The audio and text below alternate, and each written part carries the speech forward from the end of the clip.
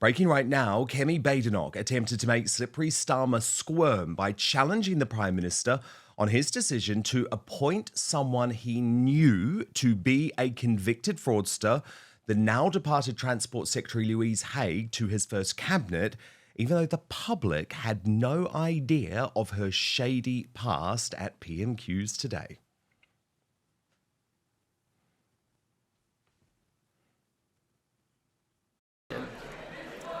But, Mr. Speaker, the question today is what has been on the lips of all Labour MPs, including, I believe, the Health Secretary yesterday. The Prime Minister knowingly appointed a convicted fraudster to be his Transport Secretary. What was he thinking? Mr. Speaker, the previous Transport Secretary was right when further information came forward to resign. What a marked contrast to behaviour in the last 14 years. Now, he clearly didn't want to answer that, but Kemi kept pushing. Speaker, you can try and change the topic as much as he likes, but the public are watching. He owes them an explanation. The country needs conviction politicians, not politicians with convictions. Now on to an even bigger fraud.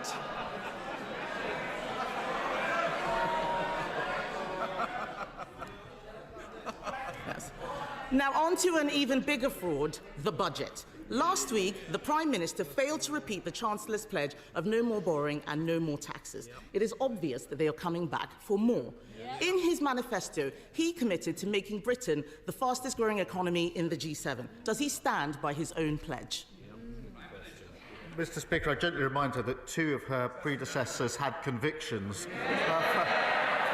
for breaking the COVID rules. I'd also invite her to look at the OECD report of this morning, which has upgraded growth for next year and the year after, which now puts us on target to be the highest growing major economy in Europe in the next 2 years. She should welcome that. Now, Starmer has come under fire there for misleading the House, with Stephen Barrett, Star Barrister, posting on X, the Prime Minister has just misled the House. He has falsely claimed that two former PMs have convictions for breaching COVID regulations. That is false. As the PM, a criminal barrister, knows, paying a fixed penalty notice is not a conviction. He must correct the record, and Boris Johnson, it's fair to say, is very furious about that. However, the big problem with today is that it was actually Starmer who made Kemi squirm the most over the Conservative Party's appalling record on immigration. Watch. Marked contrast to behaviour in the last 14 years. And she talks about immigration, record levels of immigration under the previous government, nearly 1 million. And she was the cheerleader. She was the one urging on the removal of the caps for work visas. She was thanking the previous Home Secretary for the work that was done. She championed it. She advocated it. Record numbers of immigration. As Stephen Edgington posted on X, Starmer spent the whole of PMQs attacking Kemi over her open borders stance while she deliberately tried to change the subject. Embarrassing performance from Badenoch, truly terrible. And a simple response from Nigel Farage, today was a car crash, from Kemi Badenoch. Father Calvin Robinson joins me now.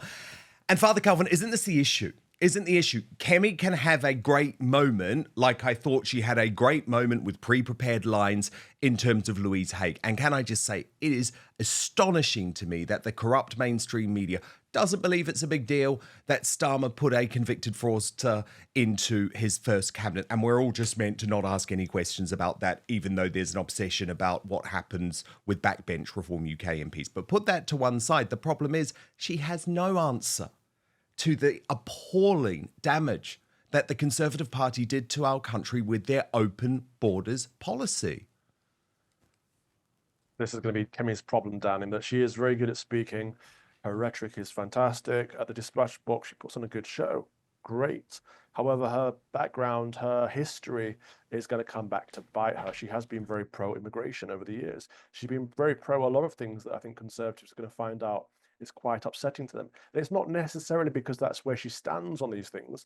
She's always been pragmatic. So whenever she's been in government, she's supported the government. And that's meant she's made some judgment calls that I don't think are going to help her in the long run, unfortunately. I told her this at the time, not this last campaign, but the campaign before when she was running for leadership of the party. I said, you've got to look at these issues that are not conservative and say whether you're actually going to stand with these or not. And she said, I won't buckle to purists.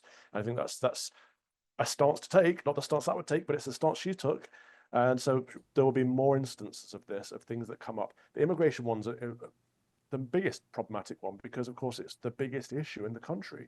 And mass immigration, both legal and illegal, is at all-time record highs, and most people want it down. So when the leader of the opposition is one of the people that's been pumping the numbers up over the last few years, how is that going to help? I know, and she said it's too high and that she'll bring it down, but it's going to take so much for us to trust her party again. And I believe the only way she could even think about doing it, Calvin, is with hard and fast targets, a promise of mass deportations. Actually, the Conservatives need to outflank Reform UK on the right, because Nigel Farage clearly is a true believer in this issue. That was a basic question. I think you're right. The Conservatives need to outflank Reform, absolutely.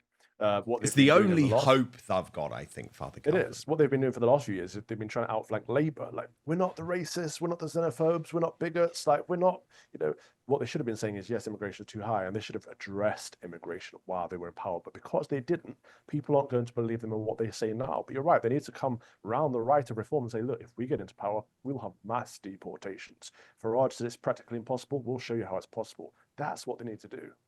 There is some buyer's remorse going on in the Conservative Party. Sophie Corcoran, a good Conservative commentator who backed Kemi Badenoch, wrote today, it feels like the Conservative Party is hiding a little bit. Most of right-wing commentators on TV or in papers have gone to Reform. They aren't dominating the media or social media. There are a few personalities that attract voters. It's all gone quiet.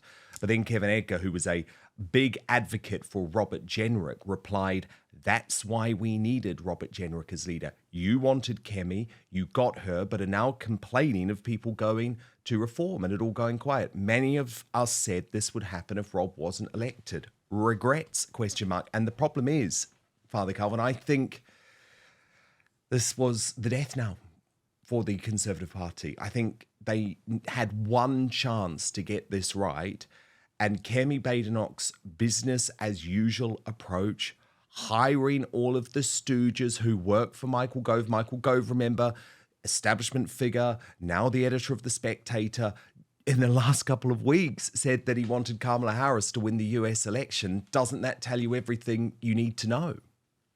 Michael Gove is a big liberal, and this is his party. The Conservative Party is his party. He is one of the shadowy puppeteers behind the scenes, unfortunately. He's pulling the strings. Robert Jenrick was not going to get in, but it doesn't really matter because he wouldn't have made that much of a difference anyway. The Conservative Party is doomed. I am surprised to see Monty jump ship. That was an interesting interview you just did with Tim Montgomery. That was nice to see. And of course, Andrea Jenkins last week. If more high-profile people keep jumping over to Reform, perhaps Reform will have a chance. Maybe I'll be eating my hats. Because your concern about Reform, Calvin, can you just lay it out for me? You think they have pushed too much to the centre and that Nigel Farage is wrong to immediately rule out Tommy Robinson supporters, not talk about the threat of Islam? Reform is doing exactly what the Conservatives have been doing for the last 10 years, right? They're trying to say, we are not nasty, we are the nice guys, honest, trust us, like, stop playing nice. Like you were saying to Monty, just be Trumpian, be bold, be forthright, have a set of principles and stand by them. I honestly think that's what the British people want. And when they hear people be backtracking, it looks snaky. So when we see an interview with Nigel Farage and Steve Edgington and or Winston Marshall, and they ask Farage about immigration, and for both these big interviews, Farage is like, well, yeah, there is, immigration is of course an issue, but we can't deport everyone. We can't do mass deportations. And then he goes on to say, we have to learn to live with our Islamic brothers because the country will be mostly Islamic by 20. It's like, no, what we want from someone on the right to say, this is England is a Christian country, always has been, always will be. He can say that he wants to have some diversity, cultural diversity if he wants, but he should say that it's predominantly white, predominantly Christian, predominantly English, and these are bad things. And most people will be like, yeah, actually, thank you. He should say, we need to mass deport. Everyone that's a foreign criminal should be sent home. Everyone that's here that hates our country, that supports terrorist organizations, should be sent somewhere else. Deport people that do not like us and do not like our way of life. That's what we need, someone who could say that. He isn't that guy yet because he's trying to play nice. He wants the media to like him. He wants the rest of Westminster to like him. They're never going to like him. They hate him. So he should embrace the hate and run with it. What do you think about Elon Musk potentially donating $100 million to Reform UK after he met Nigel Farage at Mar-a-Lago? That could change the game. So I know firsthand that Farage has been begging cap in hand for a number of years now. He's tried it on with a few. He needs money. He does need money, and politics takes money. Not UK politics doesn't take as much money as the US, and so I don't think he'd need 100 million. But with a couple million, he could make a big difference, and he could get reform out there into the mainstream conversations a bit more. So it could start to change the picture. I don't know if Elon Musk is that interested, but then again, he does see that the Labour Party keep attacking him left, right, and centre. So perhaps he is. I think he might be. I think he might be because if you look at the Western world, Calvin, you could say, okay, let's hope America is going to be saved. There are some incredible cabinet picks. Sure, Trump hasn't completely got his own way, but it's looking very positive. And where else do people look to in the West? Well, the first place they look to, especially when you cast your eye to Europe, is the United Kingdom. This country is in deep, deep trouble. There are elections coming much sooner in Europe. There's the chance that Marine Le Pen, for example, could end up being president of France. That country in deep, deep political trouble. Even today, Michel Barnier said to be the shortest prime minister in French history. But it's the UK, isn't it? That's the one you've got to change. And I think he knows that there is such a good chance that in 4 years, the establishment parties will have to be smashed. So I don't think for a single second that Elon Musk is an expert on British politics. I remember he was once asked in Cannes what his opinions were on Keir Starmer, and he didn't know. But I think he's a man who's super smart and has educated himself and saw what happened after the Southport massacre and the cover-up that followed, saw these poor people like Julie Sweeney and Lucy Connolly being sent to prison for a post on X, saw the fact that the police are even investigating journalists like Alison Pearson. So I don't know. I hope that he cares enough, but I guess the problem is he's got a huge role in the Trump administration, and that's going to be taking up loads of his time. Yeah, I mean, Keir Starmer is one of the most boring politicians we've ever seen. So it's no surprise that a foreigner like Elon Musk wouldn't know who he was until Labour got into power and started putting all these authoritarian, even tyrannous policies into play. And people all around the world are seeing that free speech is being clamped down upon, freedom of worship, freedom of expression, freedom of association. They're all being clamped down upon. So people are looking at the UK thinking, what is this, North Korea? Is this communist China? Like, what's going on over there? So yeah, the alarm bells have been ringing. However, people are looking to Elon to solve a lot of problems, right? So he bought out Twitter, which is now X, the platform of free speech. He's going to help the US government with Doge to kind of bring in some efficiency and shed some of the waste, essentially to drain the swamp. People are saying he should buy MSNBC because they are going bankrupt, and it's a mainstream media outlet that he could potentially turn around and put someone like Alex Jones in, or put you in there, Dan. But he can't solve every problem. He is the only billionaire that is in favor of freedoms. But first and foremost, he's not a conservative. He's an old-fashioned liberal. But we can't look to him to solve everything, including this United Kingdom. Farage did actually appear on the British Bashing Corporation and was asked about the possibility of that Elon Musk donation. Let's have a listen to what he said. But first, You know how I often talk about the need for free speech to be protected, but I've been increasingly thinking of the need for personal protection online from snoopers, bad actors, and hackers, and I've found a fail-safe solution. But what's more, this VPN is also life-changing when it comes to providing you entertainment and information from anywhere in the world. So let me introduce you to Surfshark. This is an incredible and easy way to use a service that encrypts your internet traffic. Basically, what that means, let me explain it to you if it's your first time hearing about a VPN. It means that all your online activities stay safe so you can shop, stream, browse, and conduct your banking online in complete privacy. But there are lots of practical benefits too. Surfshark allows you to access your favorite entertainment and news shows and channels from anywhere in the world. Doesn't matter where you are, including streaming services like Hulu, iPlayer, HBO Max, and Peacock. Or if one of your favorite shows happens to be blocked in the country that you're in on Netflix or Amazon Prime or Disney Plus, you will be able to, within seconds, be watching as if you're in another country. Really clever for sport content too. If you're traveling for work or on holiday, you can get all your favorite games. There's also an insurance policy here because lots of countries are heading towards censorship. France has even blocked Rumble for months now, but this allows you to watch anything, anytime, anywhere. It is true freedom.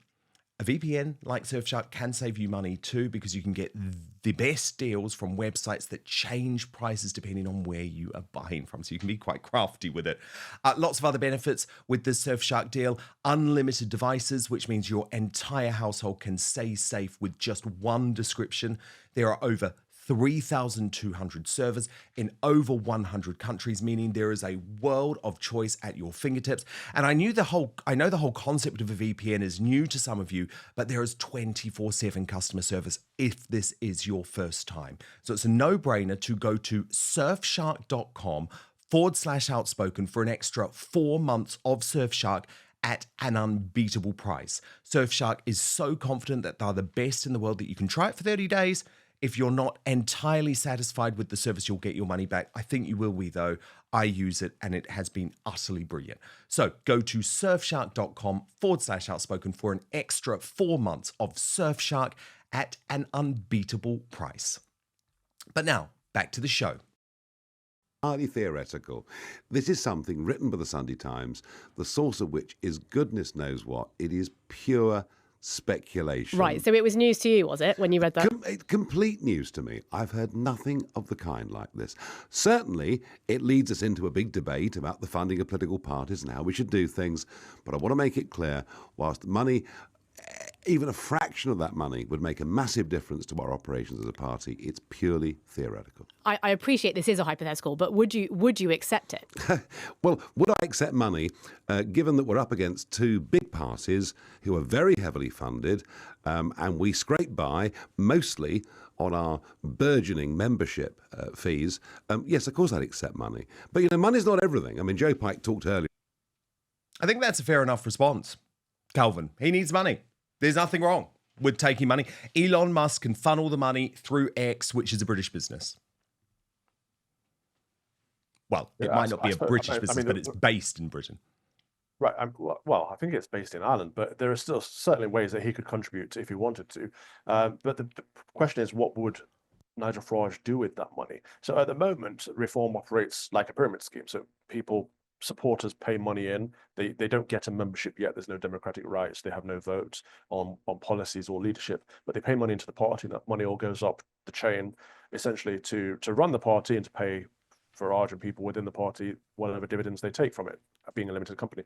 And so with that massive increase of cash, they could turn things around and actually develop it into a party with real members, the people that get a say. They could spend money on advertisements. They could get actual constituencies set up with people on the ground. One of the major differences of this US election was that Turning Point helped, for example, with grassroots, with people on the ground, knocking on doors, getting out the vote, all of the stuff that Reform doesn't have yet. The Conservative Party has a lot of volunteers. The Labour Party has a lot of unions. And so Reform could plug that gap with a few million from Elon Musk. Thank you so much for watching Dan Wootton Outspoken. Please click on my face just to the bottom left to subscribe to this brand new independent news source and turn on the notification bell so you'll be alerted to our brand new live shows, uncancelled interviews, and special royal episodes. Outspoken is also now available as a podcast, so you can listen to the show every weekday on the go, wherever you are.